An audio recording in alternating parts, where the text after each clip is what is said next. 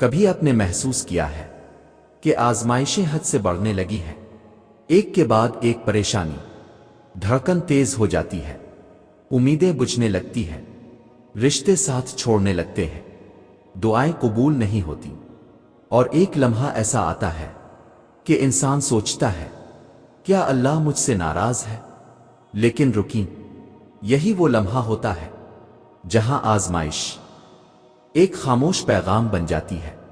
کیا آپ نے کبھی اس خاموش پیغام کو سمجھنے کی کوشش کی؟ جب آزمائش حد سے بڑھ جائے تو یہ صرف دکھ نہیں ہوتا، یہ ایک پکار ہوتی ہے رب کی طرف سے۔ اللہ تعالی ہمیں کبھی ہارنے کے لیے آزمائش میں نہیں ڈالتا، بلکہ وہ تو ہمیں جگانے کے لیے، ہماری روح کو صاف کرنے کے لیے، ہمارے دل کو اپنے قریب لانے کے لیے آزماتا ہے۔ قرآن مجید میں اللہ فرماتا ہے، اور ضرور ہم تمہیں آزمائیں گے، کچھ خوف، بھوک، مال و جان اور پھلوں کی کمی سے، اور خوشخبری دے دو صبر کرنے والوں کو۔ یہ آیت صرف الفاظ نہیں، یہ صبر کی طاقت ہے، یہ وعدہ ہے کہ ہر آزمائش کے بعد ایک روشنی ہے، ایک مقام ہے جو شاید ہم ابھی نہ دیکھ پا رہے ہوں۔ اگر آپ کی زندگی میں ہر دروازہ بند ہو گیا ہے، اگر راتیں رونے میں گزرتی ہے اور دل کسی کو کچھ کہنے سے قاصر ہے، تو ایک لمحے کو خود سے سوال کیجئے، کیا یہ سب بس یوں ہی ہو رہا ہے؟ میرا رب مجھ سے کوئی بات کرنا چاہتا ہے؟ یاد رکھو، آزمائش جتنی بڑی ہو، اتنا ہی بڑا رب کا راز چھپا ہوتا ہے۔ جب آزمائش حد سے بڑھنے لگے تو سمجھ لو کوئی اشارہ ضرور ہے۔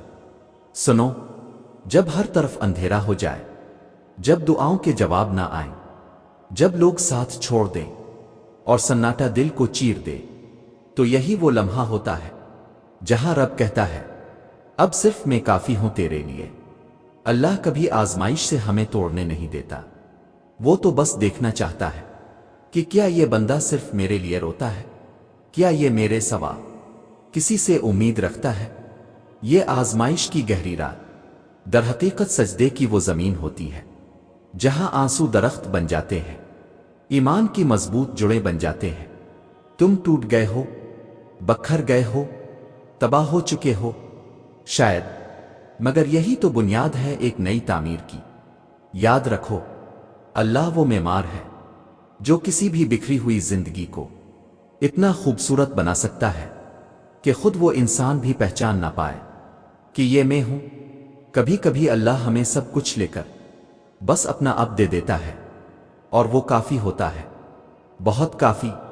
قرآن کہتا ہے، اور تمہارا رب بھولنے والا نہیں۔ یہ آیت کسی دوا سے بڑھ کر شفا ہے، یہ وعدہ ہے رب کا کہ وہ تمہیں کبھی بھلا نہیں سکتا، چاہے دنیا تمہیں 1000 بار بھلا دے۔ اگر تو مایوس ہے تو رب ابھی مکمل نہیں ہوا تیرے قصے کے ساتھ۔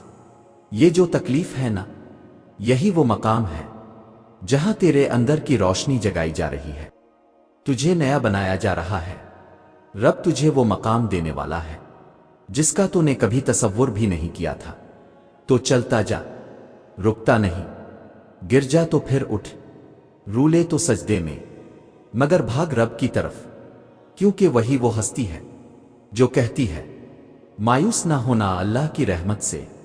کبھی کبھی ہم چاہتے ہیں کوئی ہمیں صرف اتنا کہہ دے، سب کچھ ٹھیک ہو جائے گا، لیکن زندگی ایسے لمحے لے آتی ہے جہاں یہ لفظ بھی سنے ہوئے صدیاں گزر جاتی ہیں۔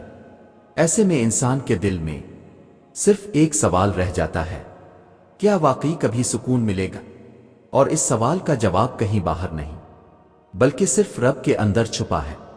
سکون نہ رشتوں سے ملتا ہے، نہ دولت سے، نہ شہرت سے، اصل سکون وہاں ملتا ہے جہاں آنکھوں سے آنسو بہتے ہیں اور دل سے صرف ایک ہی صدا نکلتی ہے، اے میرے رب، بس تو کافی ہے۔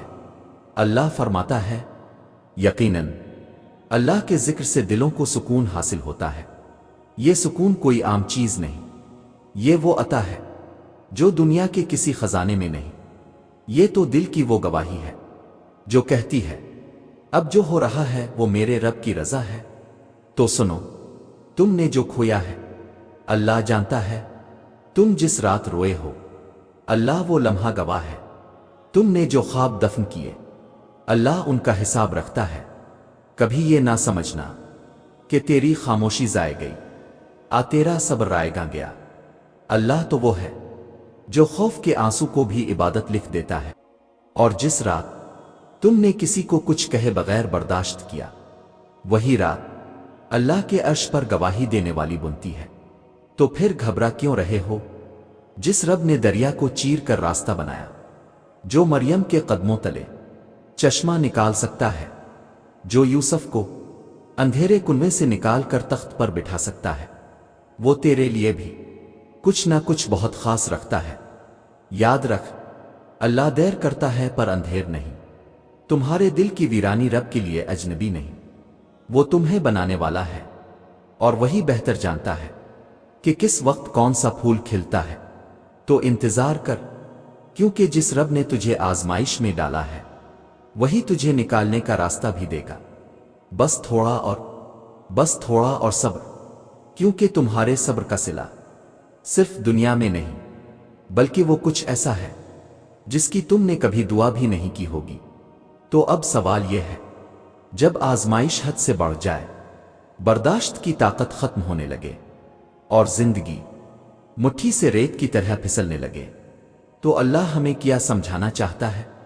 बस यही वो मकाम होता है जहां आजमाइश महज आजमाइश नहीं रहती, वो इशारा बन जाती है। तो रब का इशारा क्या होता है? पहला इशारा, अल्लाह तुम्हें लोगों से हटाकर अपने करीब कर रहा होता है। वो चाहता है कि तुम अपनी सारी उम्मीदें मखलूक से हटाकर सिर्फ खालिक पर रखो।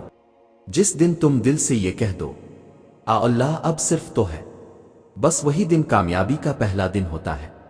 दूसरा इशारा, अल्लाह तुम्हारी दुआओं की गहराई बढ़ा रहा होता है।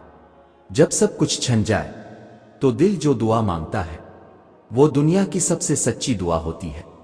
और रब को वो दुआ बहुत पसंद है जिसमें सिर्फ आंख नहीं बल्कि दिल भी बह जाए। तीसरा इशारा, अल्लाह तुम्हें तोड़ नहीं रहा, वो तुम्हें ढाल रहा है। जैसे मिट्टी को शक्ल देने के लिए दबाया जाता है, जैसे लोहे को तपावा जाता है, वैसे ही अल्लाह भी तुम्हें कुछ बड़ा बनाने के लिए आजमाता है।